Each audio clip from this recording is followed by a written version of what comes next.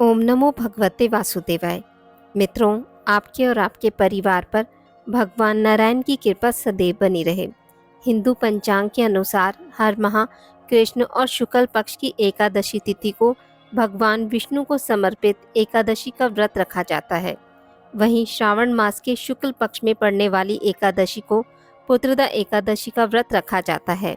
साल में 2 बार पुत्रदा एकादशी का व्रत पड़ता है, पहला श्रावण मास में तो दूसरा पोष महीने के शुक्ल पक्ष की एकादशी को रखा जाता है। सावन मास में पड़ने वाली एकादशी का विशेष महत्व है। श्रावण मास के शुक्ल पक्ष की एकादशी का नाम श्रावण पुत्रदा एकादशी है। धर्म ग्रंथों के अनुसार इस व्रत की कथा सुनने मात्र से वाजपेयी यज्ञ का फल प्राप्त होता है। मान्यताओं के अनुसार संतान सुख की इच्छा रखने वाले को इस व्रत का पालन करने से संतान की प्राप्ति होती है। यदि निसंतान व्यक्ति यह व्रत पूर्ण विधि विधान व श्रद्धा से करता है तो उसे संतान सुख अवश्य ही प्राप्त होता है।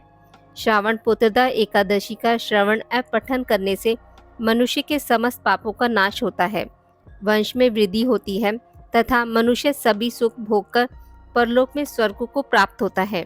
एकादशी के दिन रात्रि जागरण का बड़ा महत्व है। एकादशी के दिन विष्णु सहस्त्र नाम का पाठ करने से भगवान विष्णु की विशेष कृपा प्राप्त होती है। अगले दिन यानी द्वादशी तिथि को ब्राह्मण भोजन करवाने के बाद स्वयं भोजन करें।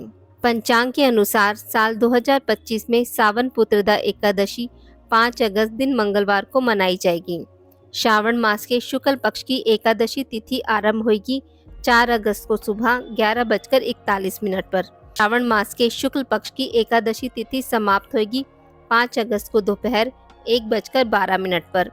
उदय तिथि के अनुसार सावन पुत्रदा एकादशी 5 अगस्त दिन मंगलवार को मनाई जाएगी।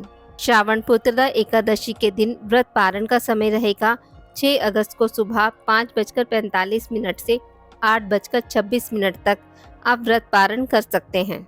इस दिन पूजा विधि: व्यक्ति को इस दिन सूर्योदय से पहले उठकर दैनिक कार्यों से निवृत्त हो जाना चाहिए। इसके बाद तन मन से पवित्र होकर एकादशी व्रत को विधि पूर्वक करने का संकल्प लें। इसके बाद अपने पूजा घर में बैठकर भगवान विष्णु को शुद्ध जल, वस्त्र, फल, पुष्प और तुलसी दल आदि अर्पित करके पूजा करें। एकादशी के दिन यदि संभव हो तो पीले रंग के पुष्प और पीले रंग की मिठाई भोग के लिए चढ़ाएं। इसके बाद एकादशी की व्रत कथा सुनें तथा पूजा के अंत में भगवान विष्णु की आरती करें। एकादशी व्रत वाले दिन अधिक से अधिक श्री हरि के मंत्रों का जप तुलसी की माला से करना चाहिए। जिस पारण के बगैर यह व्रत अधूरा माना जाता है उसे दूसरे दिन शुभ मुहूर्त में प्रातः काल ही कर लें। पुत्रदा एकादशी व्रत में अनाज का सेवन ना करें। मान्यता है कि इस व्रत को करने से साधक को संतान सुख की प्राप्ति होती है। आज की इस वीडियो में बस इतना ही।